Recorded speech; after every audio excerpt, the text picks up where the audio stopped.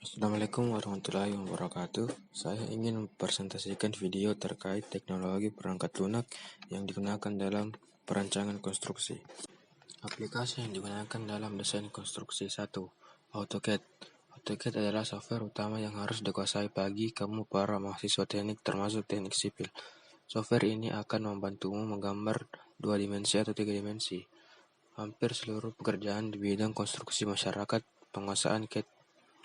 2. SAP 2000. Kamu yang senang bangunan wajib hukumnya nguasain SAP 2000 yang akan membantu menganalisa kelayakan hasil desainmu. 3. SketchUp. Mudah diakses dan digunakan adalah keunggulan yang ditawarkan oleh SketchUp. Tidak hanya lulusan teknik sipil saja, para mahasiswa arsitek pun harus mahir menggunakannya. 4. 3 Dimensi Max. Software yang sebelumnya bernama 3 Dimensi Studio ini memiliki fungsi menakjubkan dengan membuat animasi dari desain 3 dimensi. Jadi kamu bisa membuat simulasi video bergerak dengan aplikasi ini sehingga desainmu akan terlihat lebih hidup. 5. Stat Pro. Kemampuan analisis data yang baik untuk ketahanan gedung dan menghindari kerusakan adalah hal utama yang harus diperhatikan para pekerja konstruksi.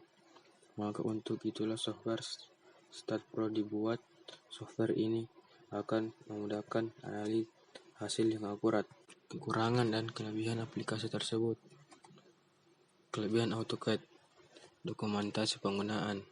Dokumentasi penggunaan AutoCAD, baik itu tutorial serta tips dan trik dan lainnya sebagainya yang sangat banyak mudah ditemui bagi pemula yang pertama kali menggunakan AutoCAD. Dokumentasi seperti itu sangat membantu sekali dalam pembelajaran cara pengoperasian aplikasi desain AutoCAD sehingga akan cepat mahir menguasai cara penggunaannya. Penggambarannya cepat dan efisien. Melakukan penggambaran maupun pengeditan di AutoCAD sangat cepat dan efektif karena banyak command atau perintah dan fitur-fiturnya yang disediakan. Anda tak perlu takut jika salah menggambar karena pasti akan mudah memperbaikinya dan menyesuaikan gambar sesuai dengan permintaan klien. Fleksibilitas dan kepraktisan.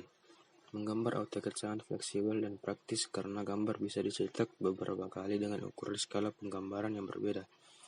Disesuaikan dengan permintaan klien tanpa harus menggambar ulang sehingga Anda tidak kerepotan dengan setiap permintaan klien yang berubah-ubah. Kekurangan AutoCAD. Harga yang mahal.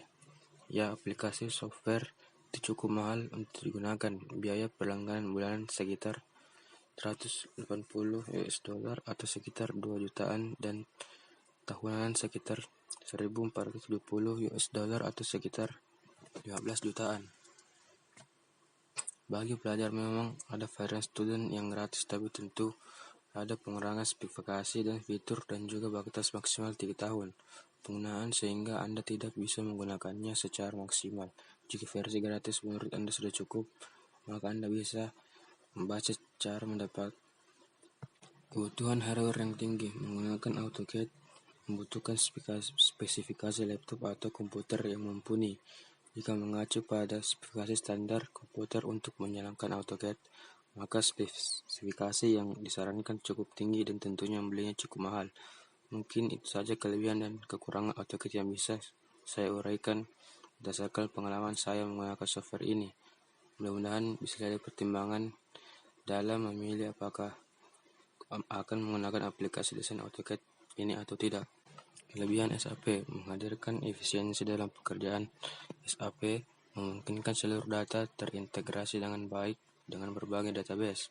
Karena itulah sistem ini mampu merampingkan proses bisnis sehingga membuat perusahaan dapat mengumpulkan data secara lebih mudah dan efisien. 2. Meningkatkan produktivitas. Sistem SAP dapat meningkatkan produktivitas karyawan karena program yang telah terintegrasi dengan baik. 3. Fitur yang lengkap. SAP memiliki berbagai fitur analitis, seperti misalnya mengevaluasi kinerja dan juga mengambil keputusan. Adanya kelengkapan fitur memungkinkan perangkat lunak ini memenuhi banyak kebutuhan bisnis. Kekurangan SAP relatif mahal. Penggunaan SAP membutuhkan dana yang relatif besar. Selain itu, biaya pemeliharaan dan upgrade pun terbilang cukup besar. 2. Menuntut kualitas sumber daya manusia yang tinggi. Sistem ini memerlukan sumber daya manusia yang berkualitas untuk memasukkan data secara presisi serta dengan ketepatan waktu. Hal ini membuat perusahaan harus mengeluarkan dana yang lebih besar untuk membayar gaji SDM yang berkualitas tersebut. Cukup rumit untuk digunakan. Sistem SAP cenderung memiliki kompleksitas yang membuat cukup rumit saat digunakan oleh para pemula. Demikianlah kekurangan dan kelebihan SAP. Selanjutnya, kelebihan SketchUp. Antarmuka yang menarik dan sederhana. 2. Mudah digunakan bahkan untuk pemula. 3. Banyak macam open source serta plugin yang menggunakan kinerja SketchUp. 4. Ada fungsi bisa mengimpor ekstensi file seperti 3ds, DWG, PDF, JPG, dan lain-lain. 5. Aplikasi ringan dijalankan pada komputer standar. Kekurangan SketchUp. 1. Karena kesederhanaan SketchUp, pemodelan lanjut bisa menjadi sulit meskipun plugin bisa digunakan. Gangguan terjadi ketika ada banyak tambalan terjadi ketika model canggih seperti model manusia diimpor dari 3ds Max ke SketchUp.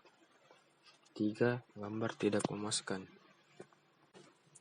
Kelebihan 3D Studio Max mampu membuat objek virtual secara 3 dimensi dan bentuk dapat diubah sesuai keinginan. 2. Mampu memberikan kesan material mendekati aslinya seperti material kayu, batuan, dan tanah.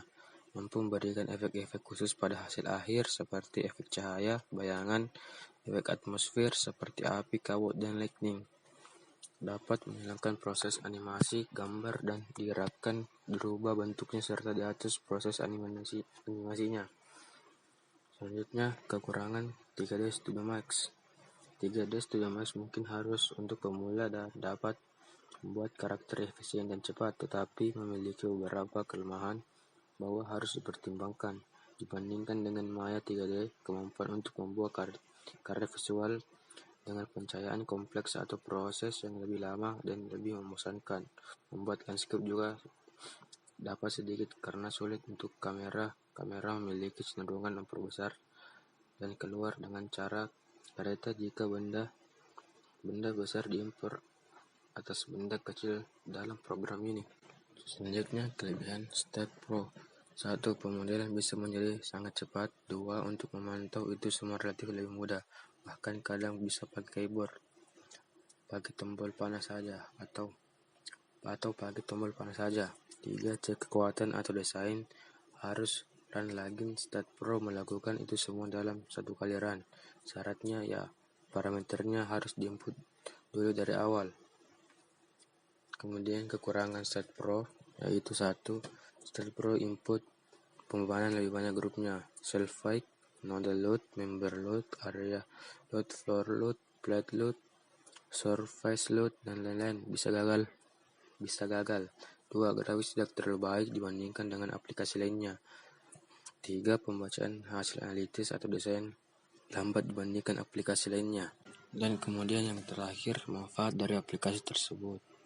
Manfaat dari aplikasi tersebut adalah dapat mempermudah pekerjaan dan tidak banyak menghabiskan waktu. Sekian dan terima kasih. Assalamualaikum warahmatullahi wabarakatuh.